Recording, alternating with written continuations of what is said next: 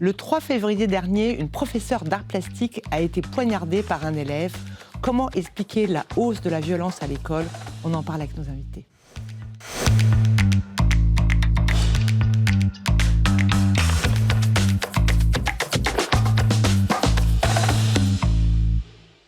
Jean-Rémy Girard, vous êtes président du SNALC, donc le syndicat d'enseignants. Jean-Luc Robert, vous êtes psychologue. Oui, et Paul-Henri Ouellet, journaliste au Figaro étudiant, qui nous fait un petit point sur le sujet de la violence à l'école. Oui, les drames au lycée et au collège se suivent et se ressemblent. Et à chaque fois, c'est la même consternation. Le 3 février, vous l'avez rappelé, une enseignante d'art plastique a été poignardée par un collégien à Sanary-sur-Mer.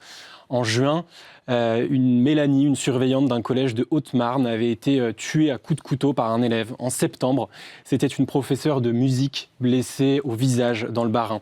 Et on pourrait ainsi continuer la liste sur les mois et les années passées. La violence ne s'exerce pas qu'à l'endroit des enseignants.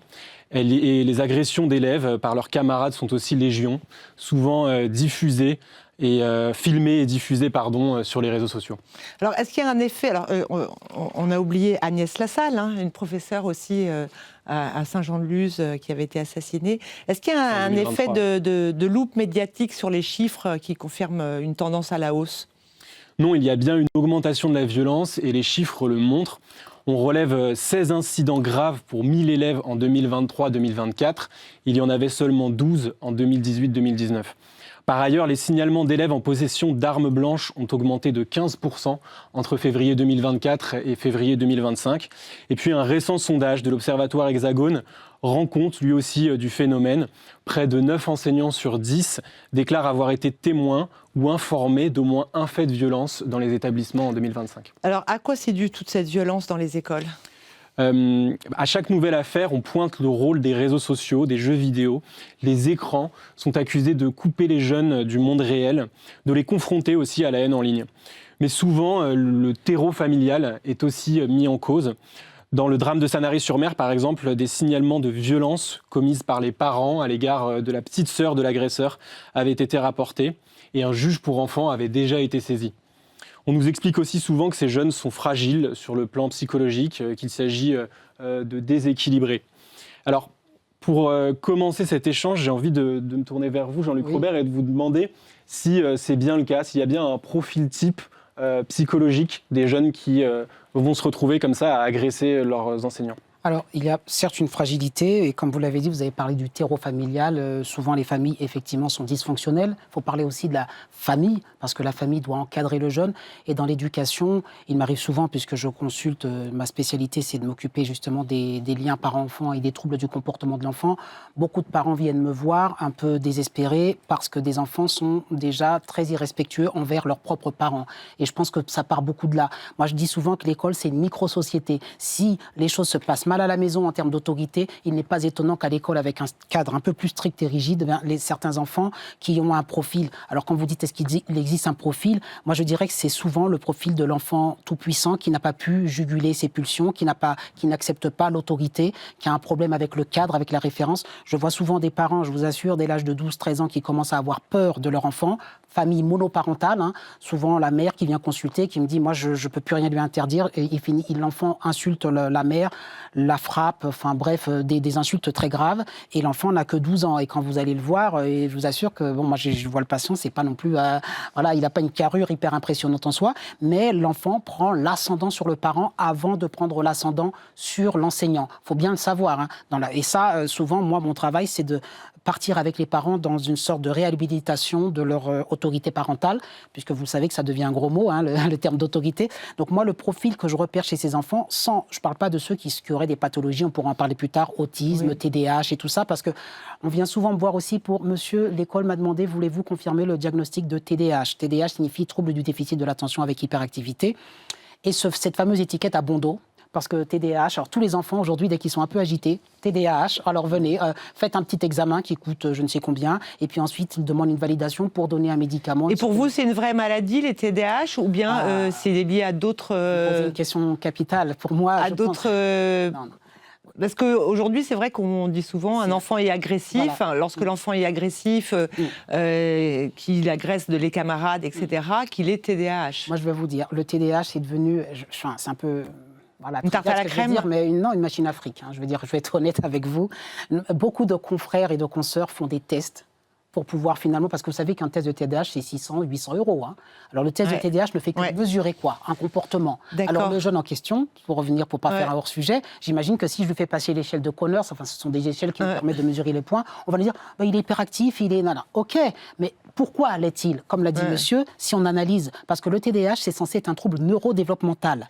Jean-Rémy Girard, ce qui est assez étonnant dans ces faits de violence avec ces professeurs qui ont été des professeurs poignardés, des camarades poignardés, c'est que c'est pas toujours dans des lycées à problème. Par exemple, à Sanary, à Saint-Jean-de-Luz. Saint-Jean-de-Luz, c'était une école privée tout à fait bon genre. C'est dans des établissements où on ne pourrait pas imaginer qu'il pourrait y avoir une violence telle. La problématique, c'est que maintenant, il faut l'imaginer, parce que ça n'existe pas un établissement tranquille ou sans problème, parce que cette violence-là, c'est pas du tout la même que celle de ce qu'on a appelé les zones violences, les choses, et même ça, même lycée professionnel, il y a une variété en fait plus importante qu'on ne le pense. C'est une violence qui va être beaucoup plus une violence individuelle d'un enfant. Il se passe des choses dans sa tête, nous on n'y a pas forcément, on n'y a pas accès, j'allais dire. On ne voit pas spécialement cette violence-là venir, elle ne s'annonce pas la plupart du temps. Et d'un seul coup, pouf, elle jaillit, elle explose brutalement et généralement, effectivement, de manière absolument terrifiante, puisque là, on est sur des enfants, des adolescents qui essayent de tuer leurs professeurs, leurs assistants d'éducation. Ou leurs camarades. Qui est, c'est un passage à l'acte qui est d'une gravité qui est, j'allais presque dire, sans commune mesure avec ce qu'on a pu parler de la violence dans les établissements scolaires. Et celle-là, elle peut se passer effectivement absolument n'importe où. N'importe où. Donc, dans les établissements tout à fait réputés. Des plans violence, vous en avez connu des tas depuis les années, on ne va pas revenir dans les années 90, mais enfin, il y en a eu énormément sous tous les gouvernements. Oui. Ça, c'est là, c'est d'une nature haute, comme vous dites. Mais c'est ça, parce que là, pour nous, ce n'est pas la notion d'un plan violence dans le sens où on aurait des établissements qui seraient un petit peu réceptacles d'énormément de difficultés sociales, d'énormément de difficultés de l'extérieur qui viendraient à l'intérieur. Là, on est beaucoup plus sur quelque chose qui va être isolé d'un élève qui, alors peut-être il regarde des choses, il regarde beaucoup de vidéos, on va en parler, peut-être il a de vrais troubles psychologiques aussi, il y a quand même, l'agresseur, l'assassin d'Agnès Lassalle, il entendait des voix, donc on est aussi sur des choses qui sont très très différentes, et là on n'est pas sur un plan violence, j'allais dire on serait peut-être plus sur un plan santé mentale de nos enfants. Jean-Luc Robert, justement, pour la professeure d'art plastique, c'est parce que en fait, la professeure avait mis des mots sur le carnet de notes, enfin sur Pronote, parce que maintenant on fait plus de mots sur le carnet, mais sur Pronote, où elle avait indiqué déjà qu'il avait fait un certain nombre de bêtises, et il n'a pas supporté la frustration, le fait d'être puni par ce professeur. Oui. J'ai une question quand même qui revient à chaque fois. La violence dans les jeux vidéo, parce que pour être allé quelquefois jouer aux jeux vidéo, c'est vrai qu'on a l'impression, c'est hyper violent, mais surtout d'un réalisme. On a l'impression d'être pendant la guerre, un jeune qui regarderait ça 4 heures par jour, ça peut avoir des répercussions sur le mental quand même. Et puis dans les films, dans les jeux vidéo, sur les réseaux sociaux, la violence est quand même beaucoup plus forte quand on pense que moi, les jeux vidéo, c'était Pong c'était d'un niveau, pour les générations d'avant, ça n'avait rien à voir quand même. Alors, c'est vrai que les jeux sont de plus en plus ultra-réalistes, comme on dit, et il y a l'avènement de l'intelligence artificielle, et je pense que ça va être de pire en pire. C'est-à-dire avec des avatars, il pourrait y avoir des avatars. Je pense que ça va devenir ultra-réaliste, ça l'est déjà apparemment sur Fortnite, tout ça. Bon, je ne suis pas un spécialiste, mais je sais que ce sont des jeux ultra-violents et ultra-réalistes, mais ça va le devenir, et c'est vrai que ça peut poser poser un problème. Je crois que le problème reste multifactoriel malgré tout. Oui. Bon, moi, je suis d'une autre génération peut-être, mais à ma génération, il y avait quand même des jeux violents. Et je ne pense pas qu'après, ça fasse de soi un jeune violent. Bah, c'est comme tout, ça dépend sur qui ça tombe. Et puis, il y a la dose. Alors, je sais qu'il y a certains jeunes, il y a un âge limite, on doit jouer. Enfin, Fortnite, c'est à partir d'un certain âge. Et je sais que les jeunes, des fois, ont tendance à désobéir aux parents. Ils vont quand même réussir à craquer les jeux pour jouer quand même. Enfin, la sécurité, vous savez, parents, enfants. Bon, je sais qu'il y a ça. Mais moi, je ne peux pas m'expliquer, parce que vous avez entendu là, que M. Darmanin avait fait une opération, on va regarder dans les sacs, et puis on avait saisi je ne sais combien, 500 couteaux. Bon, c'est impressionnant, 525 couteaux l'année dernière. Je ne peux pas croire qu'il y ait 525 cas de pathologie mentale. Là, moi, je pense réellement que ces jeunes ont vraiment, et je pense que même si les jeux vidéo jouent un rôle, je pense que ça reste, et j'en reviens au sacro-saint parents qui doivent poser un cadre. C'est bien sûr à eux de limiter les jeux, de surveiller, mais qui doivent aussi poser un cadre. Par exemple, vous parlez des films violents qui sont interdits à un certain âge, où les enfants s'autorisent aujourd'hui, en plus avec les tablettes, à regarder ce qu'ils veulent. C'est aux parents de contrôler la fameuse tablette. Et pour revenir à la fameuse éducation, combien d'enfants j'ai ou de parents qui me disent, moi, je ne peux pas lui interdire la tablette, l'enfant a 10 ans ou 12 ans, et le parent est incapable C'est quand même plus compliqué d'interdire les choses, parce que à une époque où il y avait la télé, c'était plus simple de dire, là, va te coucher. Tandis que là, on interdit quelque chose, mais l'enfant, il l'a dans son lit, il l'a dans... il peut le regarder derrière votre dos quand vous êtes au travail. Mais vous touchez un point. C'est quand même beaucoup plus compliqué d'être parent aujourd'hui. Je suis d'accord, vous touchez un point sensible. Et là, on va parler de l'autorité, le fameux mot, le gros mot, puisqu'on n'a plus le droit de parler d'autorité. Je crois mais même un parent qui aimerait exercer son autorité, c'est quand même plus difficile de l'exercer. C'est plus difficile, mais me semble-t-il, c'est pas impossible. Et pourquoi je dis ça? C'est que je pense que les parents d'aujourd'hui ont la crainte d'être considérés comme le mauvais objet, le parent qui interdit, le parent qui... Je vous ai parlé de l'éducation positive, et il faut qu'on dise un mot là-dessus, parce qu'on est dans cette éducation où on est dans de la coopération de plus en plus avec l'enfant, on se met à sa hauteur, on veut le comprendre, on veut lui donner une chance, lui expliquer, ne pas vraiment lui dire non de manière très frontale. Bon, ça, c'est les années post-68, ça avait déjà commencé avec Célestin Freinet dans les années 40, cette éducation où on est à l'écoute de l'enfant, de son éveil, et on ne lui pose pas de limites franches, et on négocie avec lui. Je pense que ça donne à l'enfant un sentiment de symétrie, et je voulais dire, moi, je pense vraiment que l'éducation positive aujourd'hui, et d'ailleurs tous les livres sur, regardez Amazon partout, la FNAC, comme vous voulez, cartonnent là-dessus, comment devenir un parent positif. Et je pense qu'on a mis dans la tête des parents, et on les a culpabilisés sur le fait qu'ils puissent avoir un minimum le droit d'être encore autoritaire. Et pour moi, l'autorité n'est pas un gros mot, elle structure le jeune. Il ne faut pas confondre avec l'autoritarisme, qui est un excès d'autorité. Mais pour moi, un parent, pour répondre après, je vous laisse parler, monsieur, un parent a tout à fait le droit de dire à son enfant, tu me donnes la tablette, elle est là, et je la ferme dans un placard, et je te la donnerai quand j'aurai décidé, sur un temps limité. Et pour moi, ça, les parents n'osent plus le faire aujourd'hui. Voilà, pardon. Mais au-delà de l'éducation positive, est-ce qu'on n'est pas quand même face à des élèves qui ont des profils psychologiques très particuliers, qui ont aussi eux-mêmes été victimes de violences, ce qu'on entend aussi souvent, et qui du coup vont avoir tendance à la reproduire ensuite face à leurs camarades, face à leurs enseignants? Je suis d'accord, mais est-ce qu'on peut dire que la violence a toujours existé au sein des foyers? Je pense que des violences conjugales entre un homme et une femme, un couple qui se bat devant l'enfant... Contre les enfants aussi. J'ai beaucoup d'adultes qui viennent me voir qui ont 50 ans aujourd'hui, qui me racontent leur enfance. Je peux vous assurer que c'était très très violent à la maison, et ils ne sont pas devenus délinquants pour autant, ou n'ont pas des couteaux dans leur sac. Donc oui, je pense que c'est un facteur, la violence qui est à la maison, mais ça n'explique pas entièrement le fait qu'on ait 525 jeunes avec des couteaux dans leur sac à une certaine époque. D'ailleurs, dans une certaine époque, ils pouvaient avoir un couteau dans le sac, mais n'avaient pas l'intention de...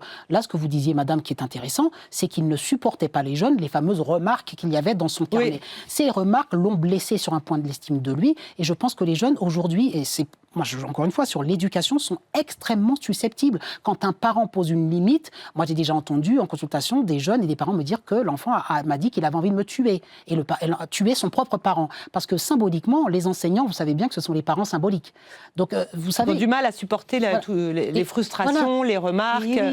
Et quand vous frustrez pas suffisamment un enfant, il va finir par se sentir aussi fort et aussi symétrique que vous, et du coup, il vient vous défier, et quand il ne supporte pas, par exemple, que vous lui disiez non sur une chose, eh bien, il en vient aux mains de manière très physique. Alors, pour aller jusqu'à, malheureusement, commettre ce qui s'est passé, c'est gravissime, mais je pense vraiment qu'on sous-estime, et d'ailleurs, dans tous les débats, quand j'écoute la télé là-dessus, j'entends effectivement la tablette, j'entends ça, mais on sous-estime la part et le rôle, l'importance de l'éducation. Je pense qu'elle est fondamentale, et que réellement, on est dans une sorte... Les parents sont dépassés par leurs enfants qui ont pris un peu le pouvoir, quoi. Eh bien, demandez-le aux enseignants. Enfin, honnêtement, dans le milieu... Jean-Rémy Girard, le ministre de l'Éducation nationale, a écrit aux parents.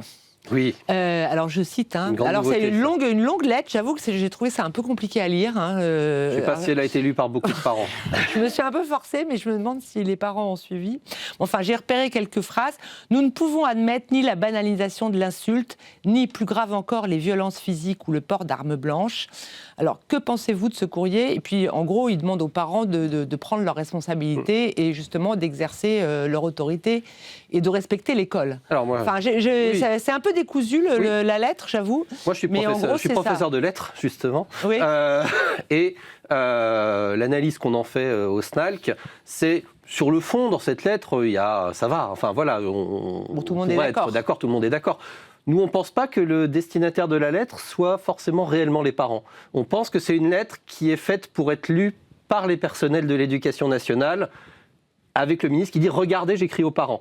Voilà ce que j'écris aux parents. » J'ai trouvé que c'était pas du tout facile à lire. Non, c'est pas facile à lire. Si on voulait vraiment que l'immense majorité des parents la lisent, on y écrirait quelque chose de beaucoup plus court. Ah oui, d'accord. Et de beaucoup plus simple, probablement, également. Là, effectivement, on est sur quelque chose qui a plus un côté communication et communication vis-à-vis non seulement des médias, bien entendu, le ministre écrit une lettre aux parents, mais aussi communication vis-à-vis des personnels, qui nous a écrit une lettre à nous aussi. Il nous a écrit une lettre au professeur, le ministre. Avant, il n'y a plus qu'à écrire une lettre aux élèves, comme ça, il aura fait tout le monde. On pourra lui dire peut-être de la réécrire de façon... Mais voilà, nous on pense... Alors, ça va pas avoir d'effet, cette lettre aux parents, ça va pas faire quoi que ce soit. C'est bien que le ministre, pose certains éléments de diagnostic sur lesquels on peut être parfaitement d'accord. Néanmoins, on pense pas que ça va changer grand-chose parce que... Et qu'est-ce qu'il demande aux parents dans cette lettre ? Alors, il demande aux parents de veiller à l'éducation de leurs enfants et le fait que c'est important qu'ils jouent leur rôle pour le faire très très rapidement. Effectivement, ça pouvait être dit de manière plus rapide. Mais effectivement, nous-mêmes, on est confrontés pas qu'aux élèves, on est confrontés aux parents. Je rappelle une statistique qui me paraît essentielle là-dessus. À l'école primaire, les enseignants ont presque autant de chances d'être agressés par l'entourage adulte de l'enfant que par l'enfant lui-même. Donc on est aussi sur des difficultés qui ne sont pas que des difficultés avec les élèves. Et de plus en plus, on a des parents qui sont des parents clients, des parents qui, s'il y a quelque chose qui ne va pas, une mauvaise note, une remarque, qui viennent immédiatement et qui montent de plus en plus haut. Maintenant, ils ne s'arrêtent même plus au chef d'établissement, ils écrivent au recteur, ils écrivent au ministre. Voilà. Mais en fait, on est complètement à côté de la problématique majeure, c'est-à-dire que nous, dans l'éducation nationale, on se prend tout ce qui se passe dans la société, on le regroupe, nous le met en plus par paquet de 25, 30, 35, suivant le niveau, dans les classes les plus chargées d'Europe. Et on demande à des enseignants qui sont déjà au bout du rouleau, on n'arrive plus à recruter. En collège-lycée, plus d'un enseignant sur 10 n'a pas le concours aujourd'hui. On a plus de 10% de contractuels. On ne pourvoit pas les postes. Ça va être difficile de recruter dans ces conditions. Les enseignants français sont ceux qui s'estiment le moins valorisés dans la société de tous les pays de l'OCDE. Statistique, 4%. On est 4% à s'estimer valorisés dans la société, les enseignants en France. Voilà. Et effectivement, finalement, on a de plus en plus, parce que la société va quand même pas très bien, pour des tas de raisons, et nous, finalement, on se retrouve, alors même qu'on est nous-mêmes à bout de souffle, et que finalement, les seuls messages qu'on nous fait passer, c'est « faut faire des économies, faut supprimer des postes », il va falloir que vous fassiez des trucs en plus, il faut que vous vous occupiez de ceci, de ceci, de ceci, de cela, à des personnels qui disent déjà, mais en fait, nous, on fait ce qu'on peut. Alors peut-être qu'on ne le fait pas complètement bien, mais on n'y arrive plus, nous non plus. Jean-Luc Robert, est-ce que les parents ont une part de responsabilité dans la violence des élèves à l'école ? Vous disiez que les parents étaient souvent cherchaient mon enfant n'est pas agressif, il est TDAH. Ils agressent les parents lorsque Jean-Rémy Girard, ils agressent les profs quand ils estiment que leur enfant est injustement puni. Mais c'est vrai que j'ai remarqué. C'est de plus en plus. Et dans toutes les écoles, pas uniquement dans des lycées à problème. Incontestablement, moi c'est pour ça que je parle de l'éducation. Alors je vais parler des parents, mais vous savez bien qu'il y a eu la vague de pédagogisme qui est venu dans l'éducation nationale, à savoir qu'il fallait plus mettre de notes, comme si les enfants étaient en sucre, on met des couleurs, on peut plus mettre d'appréciation du style médiocre sur un truc, parce que sinon le parent... D'ailleurs, c'est beaucoup moins drôle qu'avant, les appréciations. Non, mais... Après, il y a des choses, c'est quand même bien qu'on s'en soit séparés. Je ne veux pas reciter tous les ministres de l'éducation nationale, Madame Najat Vallaud-Belkacem et tous les autres sont venus dans cette idée que, voilà, il fallait l'égalité des chances. Donc l'école, elle est venue, elle s'est paupérisée, on n'a plus d'exigences envers les jeunes, envers du savoir, c'est bien pour ça qu'on donne le bac à 4 95% de personnes, moi je le vois sur mon travail, la plupart des gens ne savent quasiment plus écrire correctement. Bon voilà, ils louent ChatGPT pour cette raison, mais enfin sérieusement, il y a vraiment un savoir qui s'est délité, plus d'exigences du tout, et là-dedans l'enfant s'engouffre. Et comme vous me dites, oui, le parent, pour moi, il est responsable du laxisme au niveau aussi pédagogique, mais aussi au niveau du fait qu'il conteste l'autorité du professeur. À une certaine époque, et je sais que je suis peut-être nostalgique d'un temps passé, quand l'enfant arrivait et qu'il était tout penaud à son parent en disant « Regarde maman, j'ai eu ça sur le carnet », il avait peur de le montrer à son parent. Aujourd'hui, c'est « Mais regarde ce qu'il a osé m'écrire !» Alors le parent arrive et il appelle le professeur, mais moi j'ai enseigné à l'université également, je peux vous dire que même dans l'université... il y a des parents qui appellent pas les parents, l'élève lui-même, puisqu'il est adulte, conteste sa note. Et moi, quand je mettais des notes, on me disait « Monsieur Robert, vous êtes sûr ? Parce que là, on risque d'avoir des problèmes. » Les enseignants et ce qu'on appelle les... Moi, c'est comment on appelle ceux qui sont au-dessus de moi, je ne me rappelle plus les... Bon, bref. Les inspecteurs ? Non, je ne sais plus les au-dessus des... Ils ont peur. Le doyen, oui. Bon, mais c'est vrai que même... Ils ont peur des élèves, des étudiants. Et enfin, voilà, ce que j'allais vous dire par là, c'est que les parents ont peur de leurs enfants, mais les enseignants ont peur aussi. Je dis ça devant monsieur en toute décontraction. C'est vraiment le recul que j'ai avec le... Jean-Rémy Girard, comment vous pouvez réagir à ça ? Est-ce que les professeurs ont encore le droit de punir, de sanctionner, de mettre des cols, est-ce que ne pas attendre qu'il y ait quelqu'un qui soit poignardé, mais de se montrer plus sévère ? Alors, on a toujours le droit de... Parce que j'ai l'impression que c'est compliqué. On a toujours le droit, profs mais ça peut être compliqué. Et de ne pas se sentir obligé de mettre 18 à tout le monde pour pas fâcher les profs, tout à fait. Les parents. Une fois encore, ça, on en a le droit. Moi, ce que je vois, par exemple, quand on fait les harmonisations au bac, on va appeler les gens en disant « vous êtes en dessous de la moyenne académique, etc. Il va falloir remonter ». J'attends encore le cas de la personne qui était au-dessus et qu'on a fait redescendre. Je ne l'ai pas encore trouvé, celui-là. Il existe peut-être, mais il est beaucoup plus rare. Mais de manière générale, il faut dire aussi qu'il y a beaucoup de classes ou d'élèves avec lesquels ça se passe bien. J'aimerais quand même qu'on le rappelle. On n'est pas non plus avec que des élèves absolument atroces qui n'apprendraient rien et nous contesteraient tout le temps. Néanmoins, ça se joue beaucoup plus, je dirais, ça se joue finalement pas mal à la personnalité de l'enseignant, comment on va arriver à nouer la relation avec les élèves. L'autorité, elle n'est pas du tout donnée d'avance. En fait, il faut nous-mêmes qu'on arrive à la construire, notre autorité d'enseignant, auprès des élèves. Et si on a des forces extérieures qui viennent la saper, ça devient très très compliqué. Donc un parent peut vous remettre en cause votre autorité de manière très violente. Mais un chef d'établissement qui ne soutient pas ses équipes, c'est pareil. Ou un chef d'établissement qui lui-même n'est pas soutenu par son directeur académique, ça devient tout de suite très compliqué. Le retour que j'ai de parents, y compris dans des établissements très chics, c'est que en fait, quand un jeune fait des bêtises, alors il y a 1000 bêtises qu'on peut faire à l'école, au collège-lycée, on a été écoliers nous-mêmes, c'est le peu de retour en termes enfin, je veux dire, sans que les parents dénoncent ça, mais il y a peu de punition, en fait. Oui, c'est-à-dire, l'enfant fait des bêtises, les parents sont convoqués, et ensuite, il ne se passe rien, en fait. En termes de punition, il faut qu'on fasse attention, parce qu'il y a des punitions interdites, des punitions autorisées. Donc, il faut nous-mêmes qu'on aille regarder toute la circulaire sur les punitions, les sanctions. Un jeune au lycée ou au collège qui je sais pas, qui envoie du yaourt sur un professeur, qu'est-ce qui se passe aujourd'hui ? Alors, il va se passer... là, on va être plutôt au niveau de la sanction, s'il envoie du yaourt sur un professeur. Donc, on va être, en fait, par quelque chose qui est pris en charge par le chef d'établissement, qui va recevoir le professeur, qui va recevoir l'élève, parce qu'on a le principe du contradictoire, donc on doit recevoir tout le monde pour écouter toutes les versions.